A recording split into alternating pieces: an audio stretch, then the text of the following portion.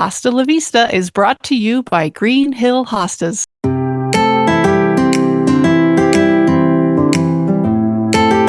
Welcome to Hosta La Vista, the podcast where the shade is cool, the leaves are lush, and the friendship's perennial.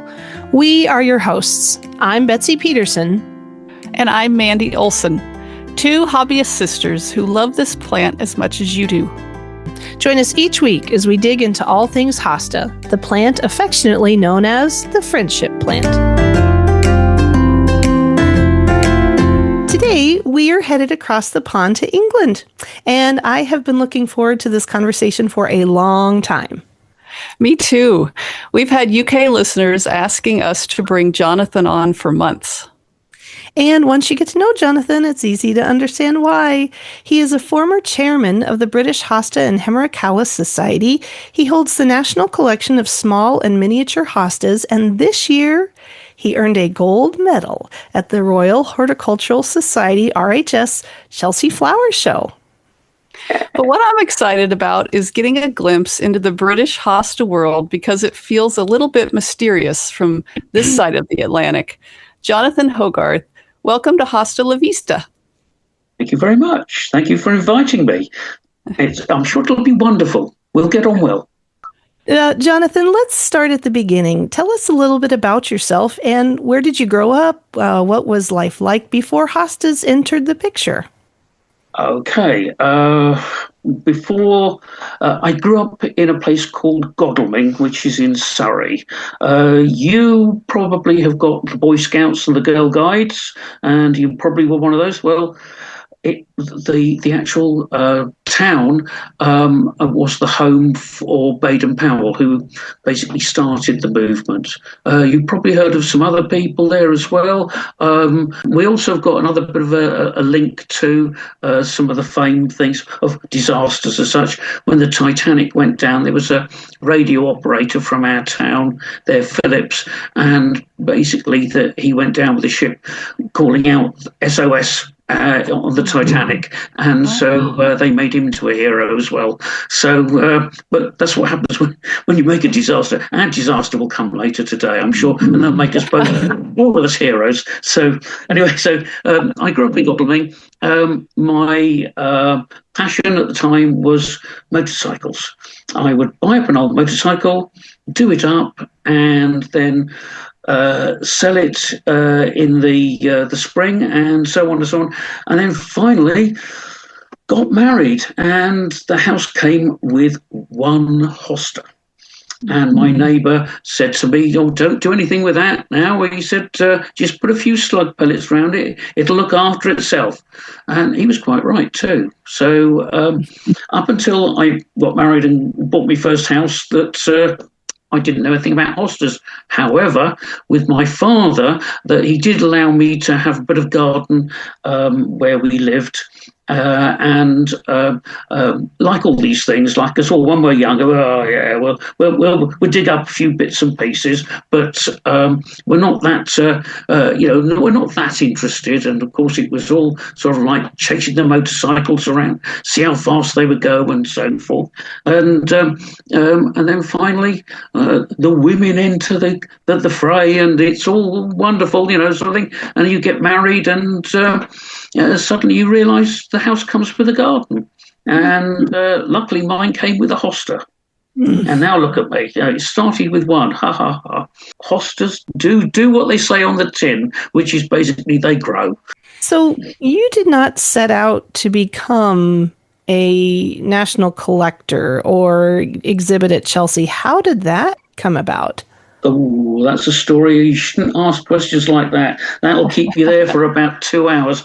But anyway, to keep it in a short version, I started by collecting plants, which were basically, I had the one hosta. I thought there was only one, and it was green. And it was in my garden.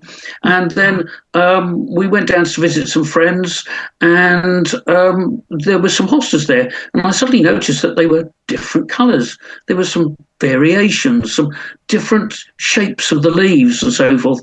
And one thing led to another, and the price was right too. Oh, we like a bargain. It was. I came back with 12, and that was just simply the start. And I stood outside and I looked at them, and I'm thinking, I quite like these hostas. I know what to do with them. I'm quite happy just simply to carry on, and let's see how and where life's going to take us all. Mm-hmm. So that's how it all started. Wow.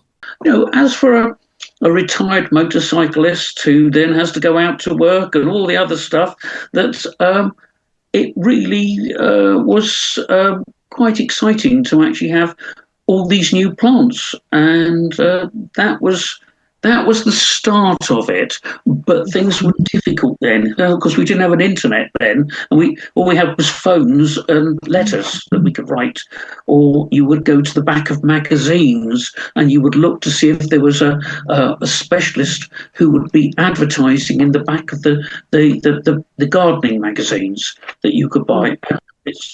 There weren't that many as well. That's true. Yeah. Well, what drew you to the mini hostas, and how did you grow your collection? Well, mini hostas. Okay, there was a lady called Sandra Bond. Sandra Bond was a very well-spoken lady, and she had her handbag and her cigarettes, and she knew what things were about. And so if some judge came up to her and said, "Now look, I don't think you've done this right," she would actually haul them up and say, "You don't even know what you're even talking about," and they would say, "Okay, well." Sandra decided that she would start growing the miniatures, and I liked the miniatures. And what the payment was, if you go and help on her stand, whether it's at Chelsea or at Hampton Court, then she would give you some plants. And it was also exciting because you could see all the plants that she wasn't going to give you, and you'd have to fortune for, but that was beside the point. That was what life was about. So I started off by working for Sandra Bond, and she was a very interesting lady, shall we say. She had her own way, but she was a very nice person too, once you got to know her. And you had to, I think I'll use a Bob Solberg expression now, you had to bang heads with her to understand and get her respect. How funny. There were a couple of stories there. She turned to me one day at Hampton Court and said, "I'm fed up with all these people asking me all the same questions, slugs and snails." She says, "Look, there's a whole selection of paper there on what to do with slugs and snails." She said, "Just hand it out to them." She said, "I'm fed up with it. If I hear another one, I'm going to scream." And with that, there was a little voice behind her saying, "What do you do about slugs and snails?" Well, I'd been there all morning and I'd had enough of it by then. So I turned around to the lady and I said, "There's a new product on the market." I said, "It is American." I said, "But it's a very good product." And she said, "Oh, what is it?" I said, "It's called napalm." And she said, "Where do I get it from?" And so I said, "Do you have any problems with the neighbour's pets digging up your garden and using it as a toilet?" I said, "One application will solve all of those problems, all in one go." Oh, she said, "I must have it." And so I said, "There's a bit of an import problem at the moment." I said, "So let me give you this piece of paper." And I handed her this piece of paper. And Sandra looked at me with daggers and said, "How dare you say that? It's the RHS. You'll give me a bad name." Well, later on in life, when I had my own stand, I spoke to the president of the RHS, and she thought that was the funniest thing she'd ever heard. So things did change you over the years. So there we are. So that's how I started. That's the great. Poor woman had never ever heard of napalm before. No. when I used to be at Sandra's stand at Hampton Court, I used to go and go because England, it's always wet. Well, it used to be always wet, and I used to go and go and look at the metal roads that they put down for the public. And what happened was they had little holes in it, so you had all these very nice ladies with their lovely dresses on, and they would step onto this metal rail, and it would then become mud underneath, and the whole lot would just shoot up in the air, and everyone would get covered in mud. That was the entertainment when you got bored as well. Oh my God. Wow. And there was another incident as well where they made a one-way system for the public to walk around because there were so many people at Chelsea Flower Show one year, and I got bored, so I decided to block the thing. So I started talking, and then you notice that the person at the back is listening, and then the next person's listening, and then the person walking by thinks, oh, I must be missing out on something. And in the end, you block the whole lot. And so we do all these sort of things just because we get bored. There we are. Now, Jonathan, you're a former chairman of the British Hosta and Himmericaulis Society. That's quite an accomplishment. How did that evolution happen? Well, that's down to Warren Pollock. Oh. And also people like Bob Solberg and all the other ones. What happened was that our chairman was in fact retiring after a 3-year stint, or 2-year stint, sorry, and that they didn't have a chairman. So what happened was that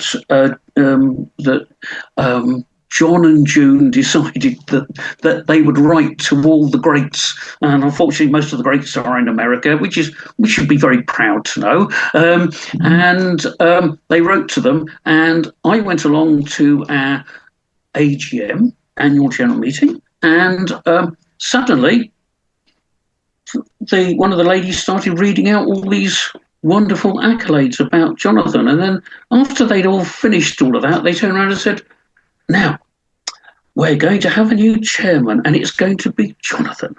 So I was persuaded to it. So, ladies and gentlemen, be careful. Do not go to too many meetings. You will be volunteered. That's right. Voluntold.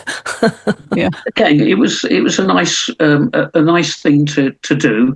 Unfortunately, that near the end of my 2-year period, I decided to do something silly and have a heart attack. And so they raced me off to hospital. I get taken straight into theatre and have a stent put in.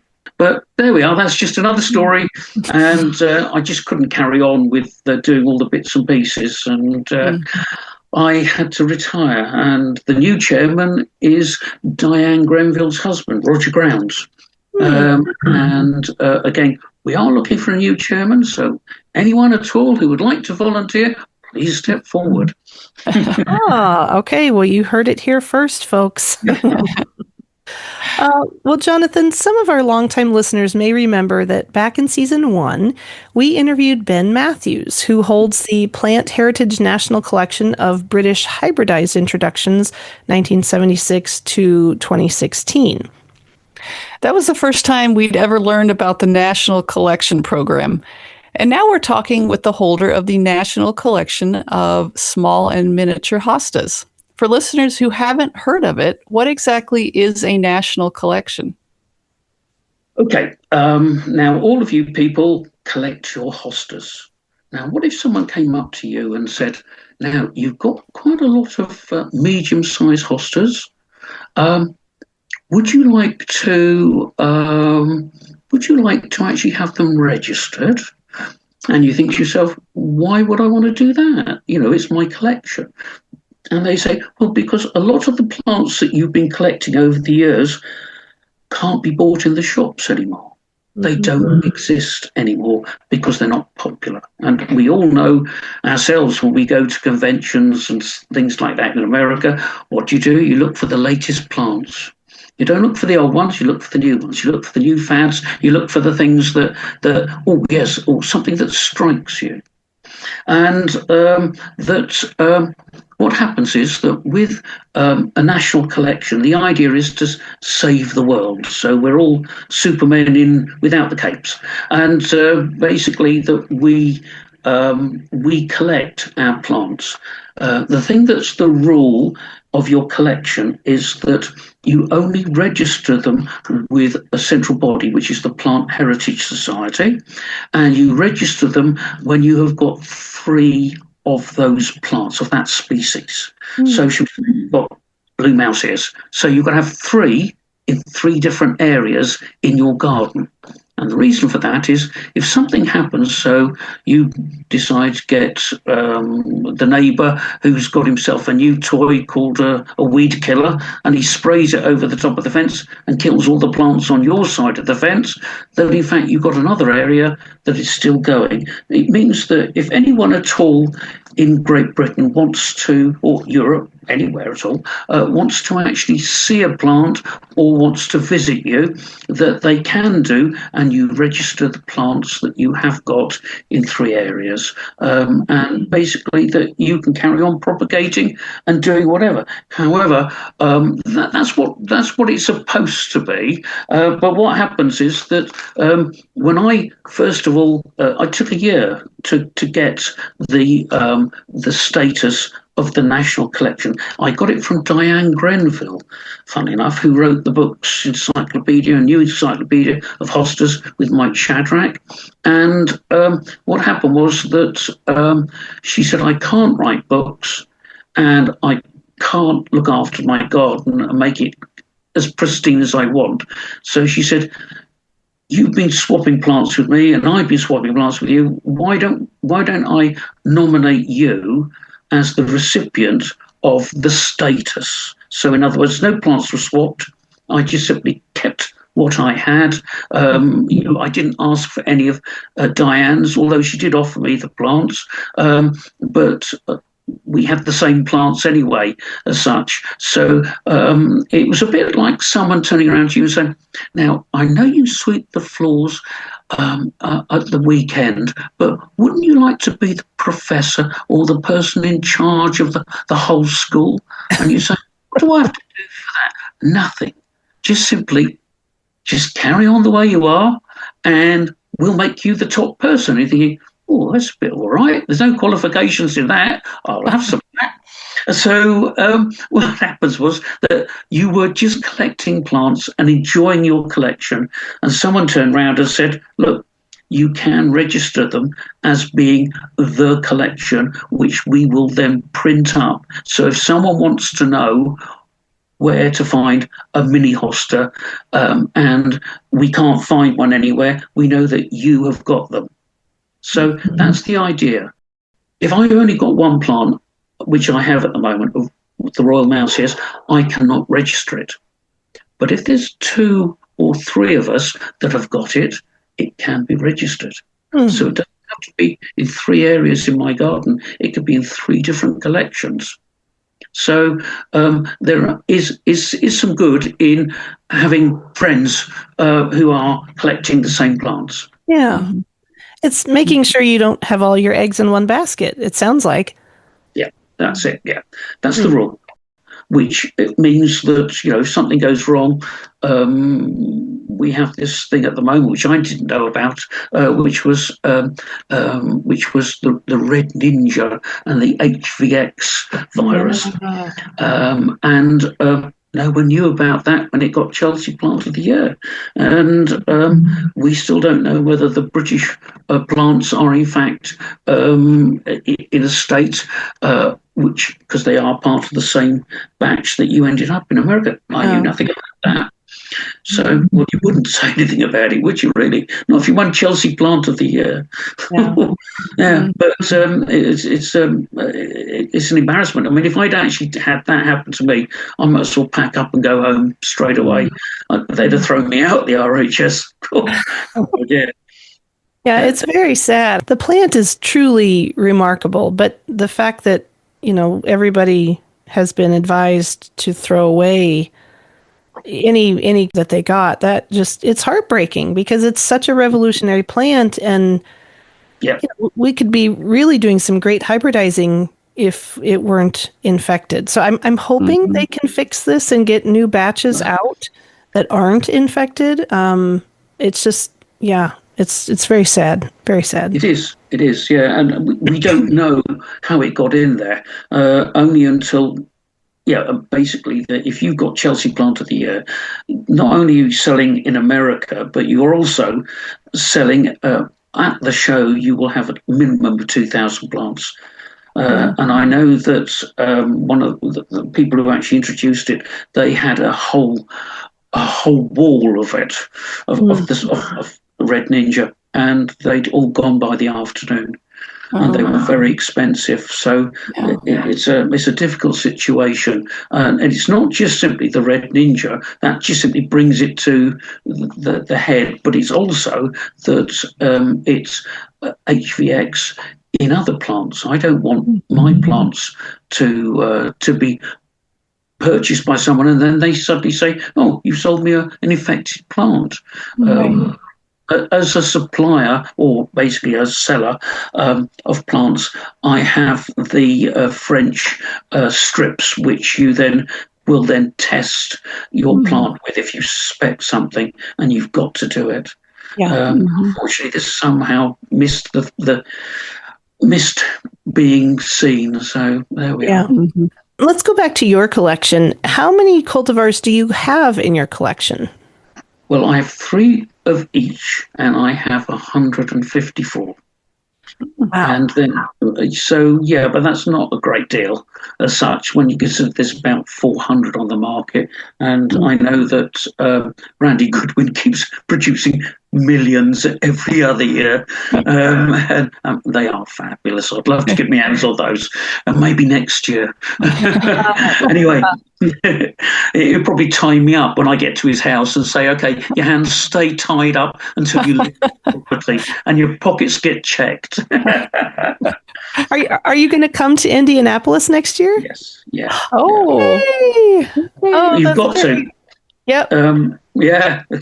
Got to really now that oh dear. Yes, look, flights are more expensive.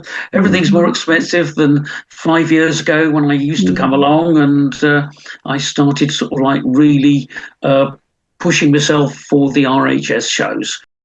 Well, what are some of your rarest treasures in your collection? Oh, can't tell you that. No, someone will come around and steal them.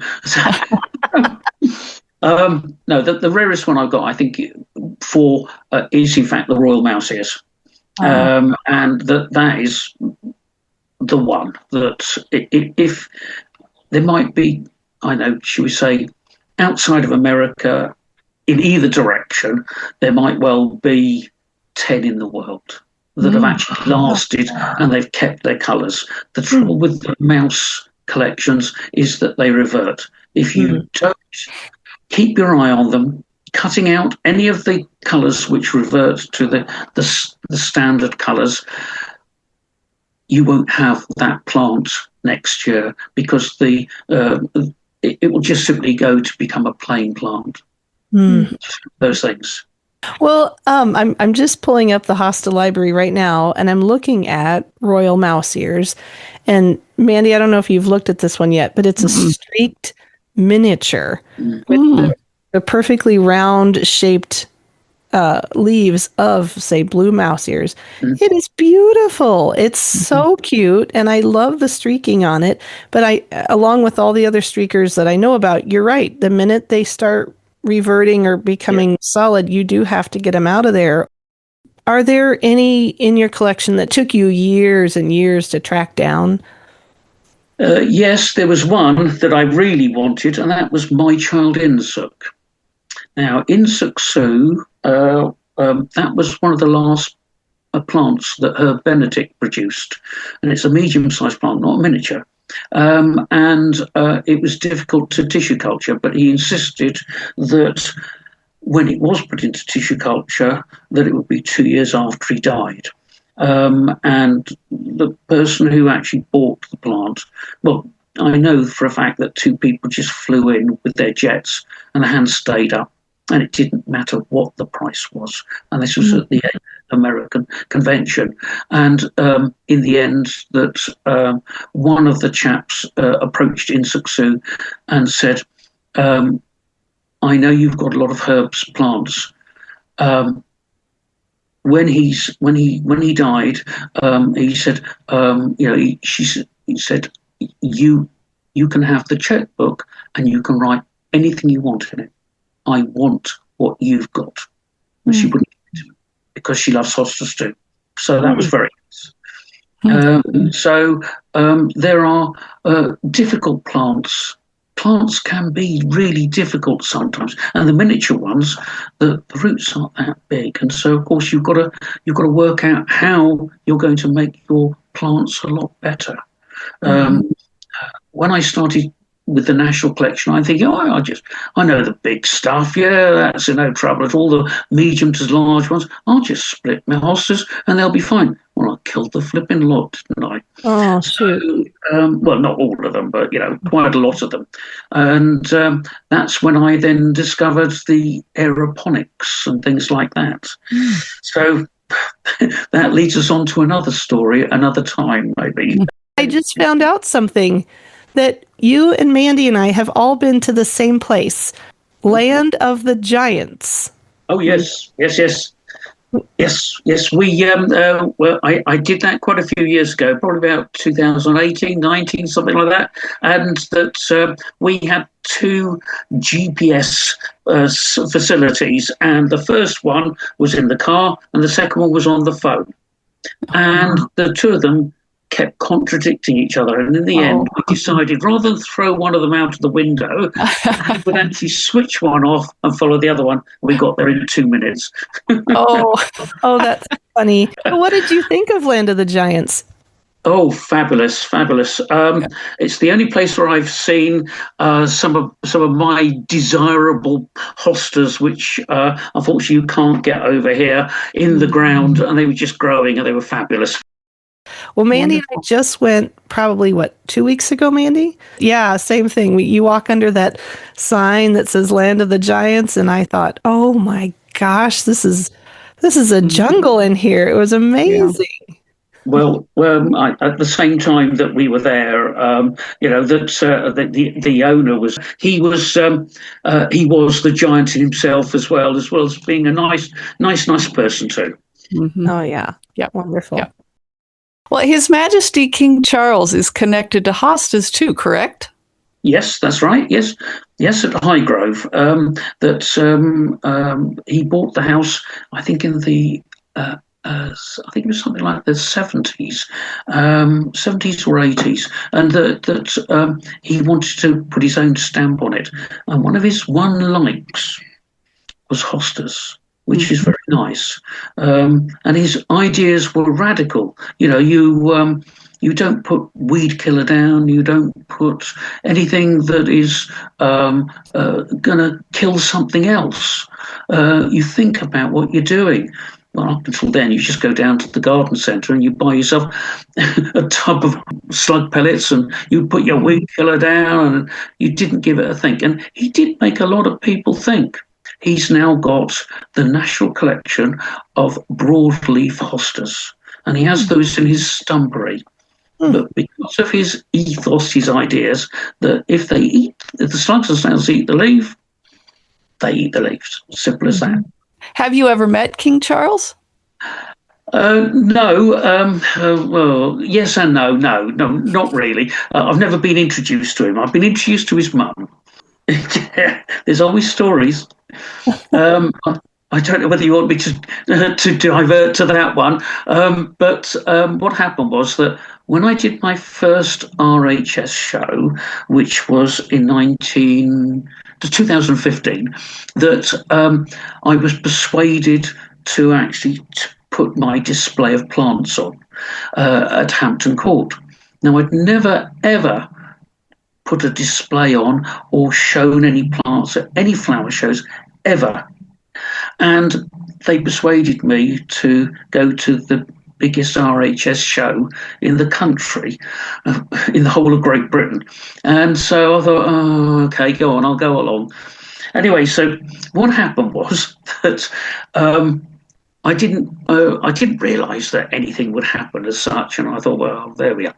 I'll just do my best. And as it turns out, 2 or 3 weeks beforehand, I was in America and doing the convention then, and there was a chap with a moss garden, and he gave me a lot of inspiration. And up until then, I didn't know what I was going to do. And so I thought, well, I'll use his idea with the moss. So I put my display on, and I was walking back. This is before the show started, backwards to check, is it balanced? Is everything just right? And I almost trod on a chap. And I said, I'm sorry about that. I said, I'm just concentrating on this. I've never done this before. And he looked at me and he said, what do you mean you've never done it? And I said, I've never, ever put a show on before. Well, he said, what are you hoping for? I said, well, definitely not medals. You must be joking. I said, this is the first time I've ever done anything like this. I'll be happy with a letter that says, it was very nice. We'd like to see you next year. And he said, well, that's refreshing. He said, because everyone wants to get gold and this, that, and the other. And he said, I'm sure you'll do well. And I said, oh, just the letter will do. So anyway, about 3 hours went by. It turned out this chap was the senior judge. And he didn't give me any more advice because he was the senior judge. And those 3 hours that went by, at the end of it, all the judges turned out from the tent, and there were quite a few of them, and they all came down to my stand because the judge that I'd nearly trodden on, the senior judge, had told them, if you want to go and see something new, come down and see my stand. And I said to all these people, what are you doing? I said, what's going on? And we all had different colour badges on to them. And I said, who are you lot? And he said, well, we're the judges. And the senior judge said, come and have a look. And I'm thinking, maybe I might get that medal. But the letter would do. Anyway, so you judged, and then I get there the next day, and there's the letter. So I open it up, and on it says, your award will be given to you by Sir Nicholas Bacon, the president of the RHS. And I'm thinking, no, it's not supposed to say that. It's supposed to just say, it was very nice. Thank you very much. So anyway, what happened was that I picked up the next one, got gold. And so my first show got the top marks, which because when it comes to the show, the gardens come first as being the most important thing. The next is the floral marquee, and then we were a separate marquee on our own. So it more or less made me third in the whole show. So I was thinking, well, I've never done a show before, and suddenly I'm here. It's great. Anyway, what events went on, and what happened was that Sue Biggs, who's the Director General of the RHS, came to see me and said, look, I'd like to buy some plants. So I said, right. Well, I started telling her the next story, which was of Paul Harris, who's got Brookfield Hostas. And he had the Queen now, but anyway, at the time, Camilla, walked by, and she remembers names. And she said, Paul, I saw you at Chelsea. I've got to have something for my husband. What have you got? And she said, I'm doing a presentation. I'll be back in 10 minutes. Well, the world press followed her over here, followed her over there. And so finally she came back. And my friend said, I've got them in threes like you asked. There are 7 different new ones. Right, she said, I'll have those, and those. And called over the bodyguard, make yourself useful, lads, and handed them the Hostas. Thank my friend Paul, and off they went. And he's thinking, there's something missing here. I haven't been paid yet. Well, of course, when you're royalty, you don't carry money. The lady of the purse comes up to you. And then he said, you could have had those for nothing. You didn't have to pay me. He said, the amount of publicity I've got is fabulous. Anyway, so they said, no, we insist on paying. So the next day I end up with Sue Biggs, the Director General, the person who makes the RHS work at the time, come to my stand, and I'm telling her the story. And she's turned up with her sister. So she chooses her plants, and then she says, I'm as bad as Camilla. She said, I forgot my handbag too. And I thought, got to have a bit of a laugh here. So I turned to her sister and I said, hasn't your maid got it, Sue? And she said, look at you, who does she think she is? And I thought, hang on, I've never done a show before in my life. I have now insulted the person who is the top person in the RHS. Where am I going to go with this? So quick as a flash, I turned around to her sister and I said, don't you know? I said, Sue is RHS royalty. She doesn't carry me. I thought you might have it. Oh, smooth talker. They said, we'll get her own back on you. Well, she did. But I decided in for a penny, in for a pound. And so I thought, I'll just simply try for Chelsea Flower Show, the top show of all the calendar. Yeah, why not? I'd never done a show in my life before. And I thought, when the chance comes on, I'll try for Chelsea. And I was accepted. And I'm thinking, oh, no. Anyway, so finally, I get to my stand and Sue decides to get her own back on me. Oh, no. And she only brings the Queen round and stands her in front of me. And I've got to bow and say, Mom. And she's actually behind the Queen, scratching her head. And then she looks at me, and then she points to the Queen as if to say, that's the real thing. Now beat that. We do have some laughs. So there we are. But it went on even from there as well. The chap next to me has potatoes, a national collection of potatoes. And when you cut them in half, they've got different colours inside. And he lives in Balmoral. And the Queen had asked for his potatoes. So they arrived in the kitchen. Prince Charles at the time walks in, and the chef says, you want to see these, sir? Cuts one in half and says, look, got some lovely colours inside. Oh, he said, that's brilliant. So he goes and sees the Queen and says, can I take the potatoes back to Highgrove? I've got a party tonight. Yeah, okay, she said. She hadn't asked the chef to replace them. So the chef couldn't go back and ask for them. And now the Queen stood in front of me, and I got Morris beside me, who lives 10 miles down the road from where Balmoral is, or in the village of Balmoral. And she thinks, I know that bloke. He owes me some potatoes. Oh. So she walked literally straight up to me and starts talking to Morris. Well, he's got his kilt on, and he's part of his dress code for a Scotsman is to have a knife down your sock. Oh. The bodyguards had made him take it away because they knew the Queen was coming around. They didn't want to have a knife in the area. So I'm stood on my side of the stand. I've got the Queen directly in front of me. Bodyguard moves in, and he's saying, yes, Your Majesty, and he reaches down between myself and his wife and picks up a potato, cuts it in half. And we're thinking, where did that knife come from? And it was in his sporran. And it wasn't a small knife, it was a big knife.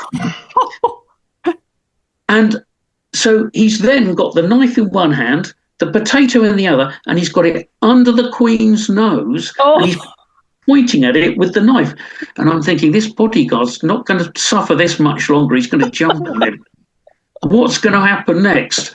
And with that, he very calmly leant over to Morris's wife beside me and said, could you get the knife away from your husband? It's a bit too near to the Queen. Oh. And he said, don't worry about that. Morris can't see a thing. He's as blind as a bat, and that's the reason why the knife's so close. He doesn't know what he's doing. He said, now I'm a little bit more worried. Yeah. So she said, I'll fix it. So she reaches down quickly, and she knew all the potatoes by names, and she says, Morris, Her Majesty would love to see a smithy. Oh, lovely colours, he said in there, but I need the knife to cut it. So the knife came back. Now, bear in mind, I've got the Queen in front of me. So she cuts the potato, hands it back to her husband, and I'm handed the knife. So there's me and the bodyguard and this knife. And I said to her, and I'm thinking, oh dear, what am I going to do now? So I quickly sort of said to the bodyguard, where would you like this put? He said, where we can both see it, sir. I put it down on my stand, and I was feeling, flipping heck, I'm that close to the Queen. That must have been a bit worrying for the bodyguard. And as the Queen went off after she'd seen Morris and everything else, made sure she had her potatoes for next time and the next party, that the bodyguard came back and said, "Thank you for your cooperation, sir." Yeah. Oh, wow. I nearly got jumped on myself. So that was just on the first time that I ever went to Chelsea. Oh my God. So there we are. Oh my God. That's a great story. Great story. Story. I love it. Well, Jonathan, we've had some good laughs, but I'm hoping you can play a game with us. Are you up for a game? Yes. I have one of those called Wet the Whistle, I think it's called. It's not gin. It's just water on it. Let's not slurring, you'll know. Okay. Well, we play a game called Is It a Hosta or Not? And in the game, we're going to give you 5 names of actual plants. Mm-hmm. And all you have to do is try to tell us whether or not it's a hosta or not. If you get 3 out of 5 correct, you'll win a Hosta La Vista water bottle sticker for a lucky listener. Mandy, who is today's lucky listener? Carol Talbert of Mishawaka, Indiana. Does that sound right? Mishawaka. Hey, okay. See you next year. Okay. That's right. In Indiana, that's right. That's right. Here we go. Number 1 is Birchwood Jim. Now, I know that there's a Birchwood. I don't know. I think it is a hosta. It is right. Okay. There is a Birchwood series, yes. Okay. I wasn't sure whether, in fact, it was a name which had been modified. Okay. All right. Number 2 is Tiny Tears. Well, I bought that this year. Okay. Yes, so I know that's a hosta. Yeah. All right. Good. Correct. Number 3, Ruffled Pole Mouse. There's another story there. I did Chelsea Plant of the Year, and I got 9th of all of them. And it's by Jan van der Top in Holland. And that when I went to see him with Paul Harris, he had 90 plants, and he hadn't even given it the name Ruffled Pole Mouse. And we persuaded him to actually sell us 10 plants each. And that he sold them at a really good price to us. Like too expensive, I think. But again, that I use the aeroponics, which is in fact a way to clone the plants. And within 3 weeks, I had 40 plants. And we did it with 50. That was it in the world. So I had nearly half of what Ruffled Pole Mouse was in the world. Wow. So there we go. All right. Wow. Well, then, yes, that's an actual hosta. So, okay. All right. Number 4 is Mousecapades. Oh, yeah. Well, Mousecapades is by Rob Mortock. Yes. Oh, yes. Mousecapades. Yeah. Okay. Yeah. Again, I got that in America, and the lady snapped it off by mistake. And I said, no problem. I'll just come home and put it in the aeroponics, and it grew new roots. Oh, wonderful. Put it in the green. Wonderful. All right, last one is Teeny Weeny Bikini. Right. There is but it's a yellow polka dot bikini, so it's not a hosta. Oh. Teeny Weeny Bikini. It's yellow polka dot bikini. Okay. There is a teeny weeny, but I'm not sure if this is the right one, so I'll say no. So Teeny Weeny Bikini is a hosta. It is I'm going to say his name wrong, Ed Elslugger? Elslugger, yeah. Yeah. He registered it in 2000. It's a Tuscari Komachi self-seeded mini hosta. Great. Oh, a hybridizer who's not actually doing the crosses himself. Yeah, that's right. Yeah. Ooh, let's jump on the bandwagon. All right. Well, it looks like you got 4 out of 5. So congratulations to Carol. You'll get your sticker. Okay, right. See you in Indianapolis with your sticker. Make sure it's pristine. That's right. Awesome.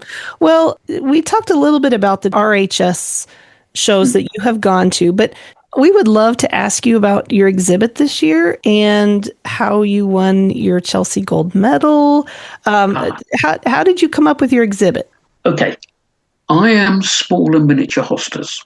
That's my national collection and that's my status. And that's the way that I am entered into the show. Now, the problem is that being small and miniature hostas, you've got to have quite a few hostas, practically your whole collection, to make up a display. Mm-hmm.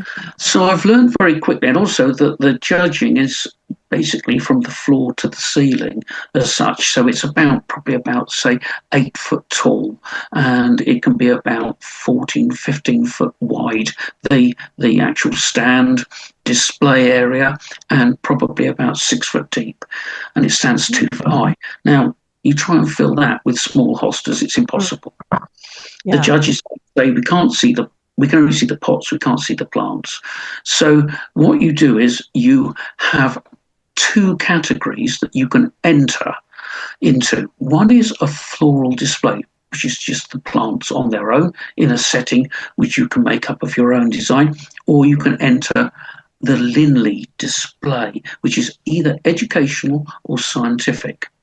So I enter the Linley display, and I put in boards which are probably about 4.5 foot high and probably about, say, 3 foot wide. And on those will be photographs and a few words about simple things, so that it's to help people. The latest one is terracotta. Terracotta pots are porous. And if you water your plant, 2/3 of the water has to water the pot before the plant can actually start feeding. So what you do is you line the pot, which is either paint it or you put a polythene bag in, cut some slots in the bottom for the water to run out. And you then have your plant in a terracotta pot. But as we have in England, slugs and snails and everything else, what do you do with them? Well, it's very simple. You just simply keep the sides of the terracotta pot dry, because a slug and a snail has to climb the pot, because slugs and snails hunt by smell. So they'll smell your plants and they'll say, oh, we'd like that, we're going to have that, we'll eat the lot. So what they'll do is they will climb your pot. Well, if you've got a dry side to a terracotta pot and the mollusk decides to actually try climbing it, be it a slug or a snail, that in fact they cannot, because immediately they clamp onto the side of the pot, that the pot absorbs their slime trail and they cannot get up the pot. So they give up. So it's as simple as that. You can make your plants completely slug-proof by lining the inside of a terracotta pot. So you just put it in photograph form. You'll find it as easy as that. Another way is to make up a garlic spray or a garlic wash, which you can again spray onto your plants. You can fuse the slug and snail, because they cannot smell your plant. My brother said, I don't believe you.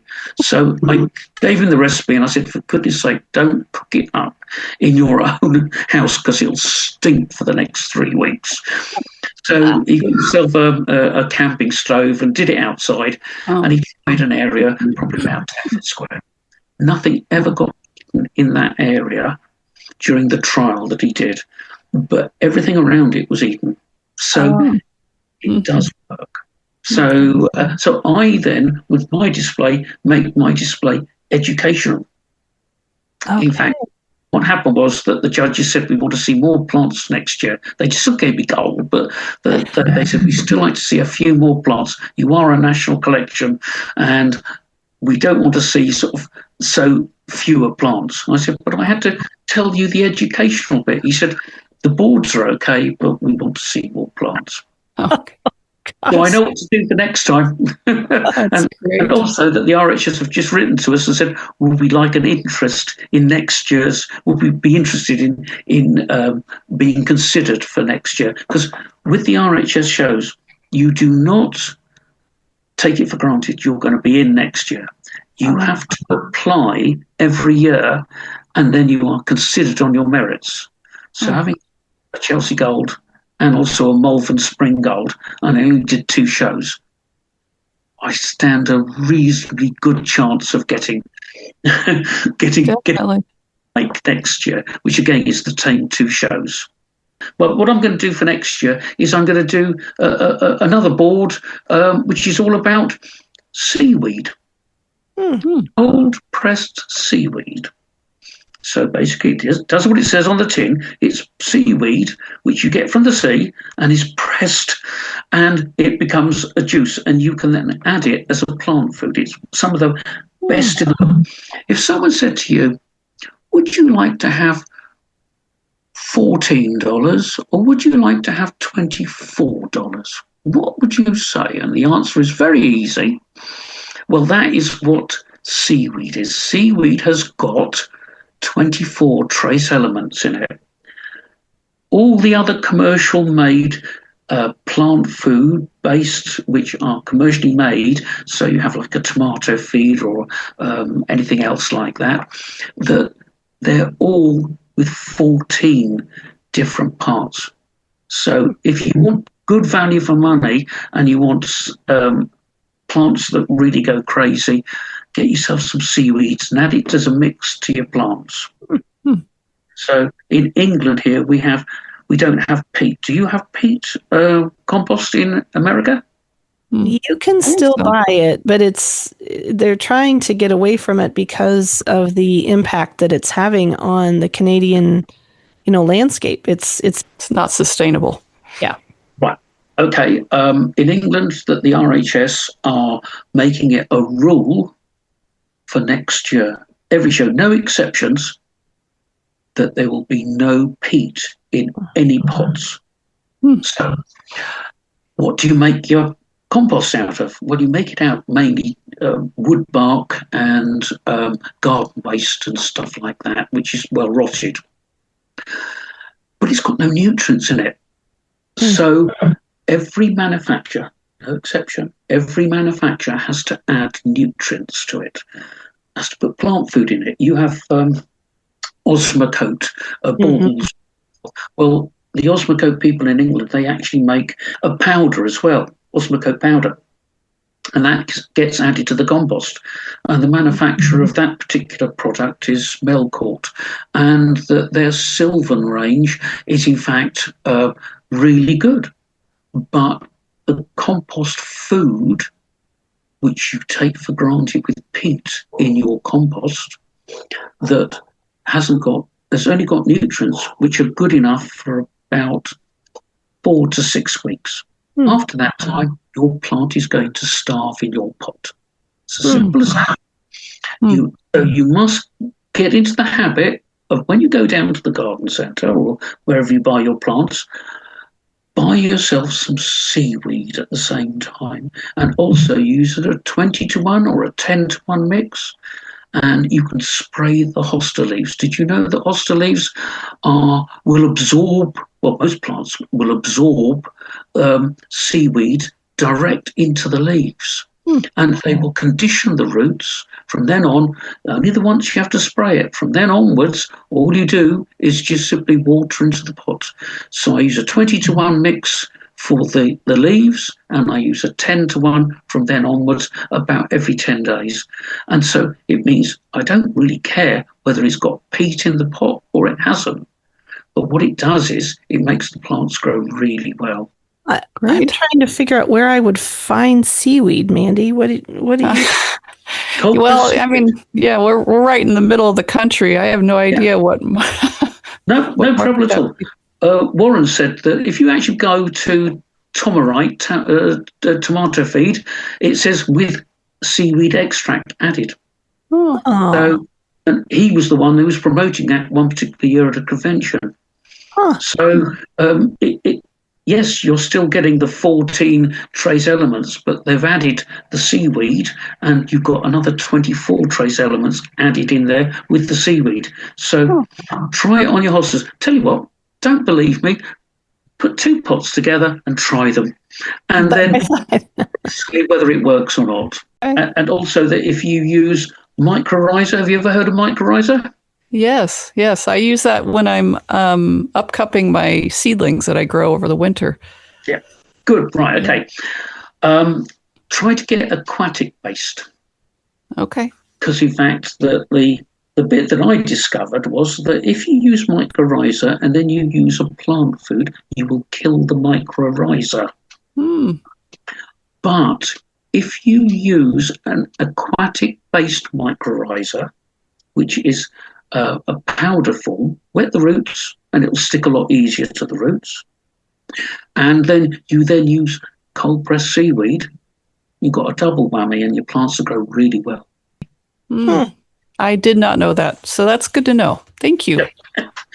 So you've also done quite a bit of work with aeroponics. Can you explain what aeroponics is for those who have never heard of it? Yep. Take a washing up bowl from your sink, put a tray on top with 20 or 40 holes in it and put it on top of your washing up bowl. Then put a submersible pump. I use a 15-watt pump, which I buy off the internet. And I then put a spray bar, which is in the shape of a letter H. And it's probably about 9 inches by 9 inches. And it's got about 6 spray heads that spray in all directions. That sits into the water bowl. You fill it up with water right up to underneath the spray bar. And you switch it on. And then into the holes which are in the top of the tray, you can get some rubber bungs. This is how it all comes anyway. You get these rubber bungs where you can put your cutting into. You can grow anything in the aeroponics unit. What happens is that John Carr invented it invented the idea as such for hostas. And it was put into your journal probably about 2015, 2016. So if you look up your old journals, you'll find it. I'm not sure where it is, but anyway, it's in there.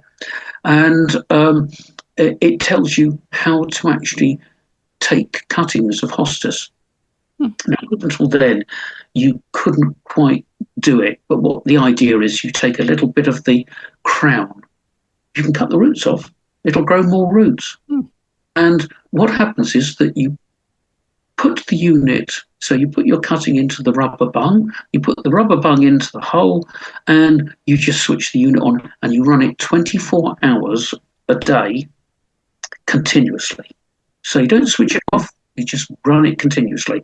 And what it does is, because the simple bit is it's wet underneath and it's dry on the top. And it promotes the plant to grow roots.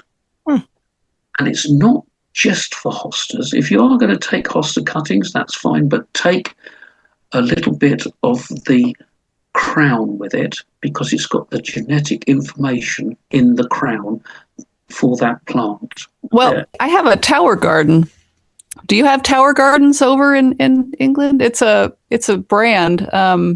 Anyways, yeah. It's all aeroponics, and I can grow lettuce and cucumbers in my house with aeroponics. And I've considered doing this with hostas, but I am curious how they still need their winter dormancy. So do you pull them out of aeroponics and then plant them over the winter? Yes. What I have is I start in May. John Carr, who invented the idea, tried it in April when it was colder, and he tried heating the water with heat pads because he was into tropical fish. So it was just, try that heat pad in there. And he only had probably about a 50% success rate. But he said that if you wait for later in the year, so from the end of May, that it's 100% rate on hostas. And you can grow anything and everything. So that we've got a particular plant over here which was difficult to tissue culture, which was a mouse as well. It failed in tissue culture, but it was a success in aeroponics. And people were selling those for 30 to 40 pound a time. Oh, wow. So, say $50 a time for a plant. And they were hard to get hold of. But with aeroponics, you could actually do the production. Okay. So once they're a certain size, you take them out of aeroponics and plant them in pots. Yes and no. Yes, I do. Okay. While the roots are still wet because it's been sprayed with water, I take my TNC powder mycorrhiza. I fill up the bottom of the pot with probably about a fifth of compost. I hold the roots over the top and I sprinkle over the roots the mycorrhiza. Any residue falls into the pot, and I then plant it. And of course, the mycorrhiza helps the plant to actually establish its roots a lot quicker. So that's what I do. And again, I've learned that if you buy this particular product, or any product that is aquatic based on its units, that you can end up with using seaweed as well. And it doesn't interfere with the actual growth. It just simply makes it grow bigger and faster. Okay. Well, that's great. Great. Before we let you go, what thoughts or words of wisdom would you like to leave with our listeners? Well, you start with, it's the old story, isn't it? You start with the plants, and you end up with the people, and they become your friends. And isn't that what life's about? But Hostas have actually led me into 101 things. I wouldn't have met the Queen. I wouldn't have met all these wonderful people, and that I wouldn't have got to America if it hadn't have been for Hostas. If you have any words of wisdom to tell anyone, it's a bit like be friendly to everyone, because they're usually nice people anyway, but the Hosta people are nicer. Yeah. Well, this has been such a pleasure. Thank you so much for spending time with us today. If listeners want to learn more about Hogarth hostas, where can they look? Well, that's another story for another day. But basically, I have my website. It's Hogarth, and all lowercase, Hostas. So it's HOGARTH dash Hostas, HOSTAS.co.uk. .co.uk. So again, you can find everything there, and you can also contact me there. And all the details are there. Wonderful. Okay. All right. Well, if you enjoyed today's episode, we'd love it if you'd follow Hosta La Vista wherever you listen to podcasts. Just click that little plus sign in the upper corner of your screen, and it will alert you to new episodes each week. You can email us at hostalavistapodcast@gmail.com. And look for us on social media. We can be found on Facebook, Instagram, or TikTok. And until next time, Hosta La Vista, baby.